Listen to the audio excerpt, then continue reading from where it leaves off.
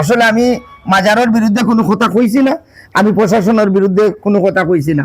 আসসালামু আলাইকুম, আশা করি আপনারা ভালো আছেন। আলহামদুলিল্লাহ আমিও ভালো আছি। আজকে আসলে খুব মনোফুর্তি লইয়া বইছি না, কিছু দুঃখ লইয়া বইছি। আর দুঃখ মানুষে কোনান থাকি পায়, খুব খাসর মানুষ থাকি পায়। আমি মোহাম্মদ শাহেদ মুশারফ আপনারা কটাই মিয়া, আমারে আপনারা 20-22 বছর ধরে চিনুন। আমার যে মন নাই যে খালকে থাকি আপনারা চিনরা, ইলা কিছু নাই। আমারে অনেক দিন ধরে চিনুন, আমার চারিত্রিক সম্বন্ধে আপনার যথেষ্ট ধারণা আছে। আজ 2-3টা দিন ধরে দেখি আর যে আমরা মাজার এবং প্রশাসন লইয়া যে একটা তুরপাড় শুরু হইছে, একটা কমেন্টর মাধ্যমে আমারে নিয়া অনেকভাবে বিভ্রান্ত করিয়া আমারে হেও প্রতিপূর্ণ করা ওর। এতে আমি নিজে লজ্জিত হইলাম এবং আমার বন্ধু বান্ধব যারা এরাও লজ্জিত হইলাম। বিষয়টা হইল গিয়া আমরার যে বাবা শাহজালাল সাফরানোর যে মাজার, এই মাজারটা হইল গিয়া আমরার গর্বর্ধন। এই শাহজালাল সাফরান আইসুন বিদায় আজকে আমরা সম্মানিত। সিলেট এবং সিলেটের বাইরে আমরা যারা প্রবাসও আসুন, প্রবাসী ভাই হল আমরা, বিশেষ করে সিলেট মৌলভীবাজার, হবিগঞ্জ এবং সুনামগঞ্জের মানুষ আমরা গর্বিত। এমন তাকিয়া মাটি মিলাইয়া ইয়া সিলেটের মাটির লোকে মিলাইয়া আমরা এই শাহজালাল সাফরান থাকুন। আর এই মাটিতে আমরা জন্ম হয়েছি। আমি প্রতিটা ভিডিওর মাঝে আমার শাহজালাল সাফরানের নাম না কইলে আমি মনে করি যে অপূরণ থাকি যাইব, পূর্ণতা হয় না। হিসাবে আমি গর্বিত এবং আমরা গর্বিত। যাই হোক, শাহজালাল সাফরানের মাজার লইয়া হিসাব কিতাব লইয়া আমরা হয়তো জেলা প্রশাসকে কিচ্ছু জানি না, এই সম্বন্ধে আমার ধারণাও নাই। তারা কর্তৃপক্ষ লোকে একটা মাত কথা হইছে।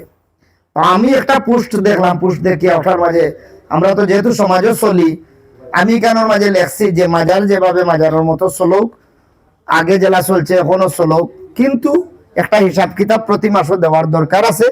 ওটাও আমি হয়তো কমেন্টটা করছি করিয়া, আবার যে একটা ব্যয় হইব, ব্যয় খাতে যাইব, আর যেটা আয় হইব মাজারও, এটা যেন ফান্ড থাকে, এই ধরনের একটা কমেন্ট। ফান্ড থাকলে হইব কিনা, পরবর্তীতে মাজারও কোনো আয় উন্নতি করতে হইলে এই ফান্ড থাকিয়া হইব। আমরা শুনা কথা কইরাম যে প্রায় 30 কোটি টাকা খরচ করিয়া একটা এই যে নামাজের ঘর বানানি হয়েছে। এখানে সরকার থেকেও কিছু পয়সা আইছে এবং মাজার কর্তৃপক্ষরে হওয়া হয়েছে যে এখানে পয়সা দেওয়া লাগে। হয়তো বহু বিষয়টার সূত্রপাত লইয়া বর্তমানে এই মাছ চলে, কিন্তু আমিও চাই যে মাজার যেভাবে চলে ওভাবে চলতো এবং জবাবদিহিতার মাধ্যমে চলতো। আমরা যে সরকার প্রশাসক কৌকা এবং সিটি কর্পোরেশন কৌকা যে খাতেও পড়ুক, তারা প্রতি মাসে একটা হিসাব কিতাব থাকতো, যেগুলো খরচ হইব, যেমন কারেন্ট বিল আছে এবং বিভিন্নভাবে খরচ আছে, এখানে মুরিদানকল আছে, মুরিদানকল খানিরও একটা ব্যবস্থা আছে। এই খরচের পরে যে পয়সাটা থাকবো, এই পয়সাটা যেন ব্যাংকের মাধ্যমে থাকে। এটি হলো আমার ব্যক্তিগত মত, আমি আগেও কইছি এখনো কইরাম। কিন্তু এই বিষয়টারে অন্যভাবে নিয়া কিছু কিছু অপসাংবাদিক যারা, এরা তারার সাংবাদিকতা দেখাইতে গিয়ে আমরা সাংবাদিক ভাই সকলে ছুটো করার লাগিয়া কিছু মানুষ বার হয়ে গেছে। এখন বার হইয়া আমরার মতো মানুষরে নষ্ট করা। আদৌ আমি আমার প্রশাসনের বিরুদ্ধে নাই, আমি মাজারের বিরুদ্ধে নাই। আমি আসলে আপনারা জানি না খুশি হইবা কি বেজার হইবা, আমিও ফুলতলি মসলকর মানুষ, আমি বড় সাবর একজন খাদিম। আমি এনে সব সময় যাই এবং আলিমুলামা হলরে আমি দেখলে সম্মান করি। তারাও যেখানে থাকুন আমারে মায়া করেন।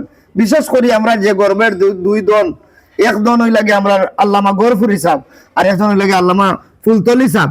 এর পরবর্তীতে এবং এর আগে আরো আলেমুলামা হল লাইয়া গেছেন, এরারে আমরা বলতাম পারতাম নাই। আমরা সিলেট আসলে আউলিয়া হলো রাজধানী, এই অলিয়া উলিয়া আসেন বিদে আজকে আমরা সম্মানী, আর নাইলে আসলে আমরা কোনো সম্মান নাই, সম্মান থাকার কথাও নাই। আমরা দেশে বিদেশে যত করাম এই অলিয়া উলিয়ার দোয়া এবং বরকতে। আমি যে কথাটা আপনারা ক্লিয়ার করার লাগিয়ে আইছি, আসলে আমি মাজারের বিরুদ্ধে কোনো কথা কইছি না, আমি প্রশাসনের বিরুদ্ধে কোনো কথা কইছি না।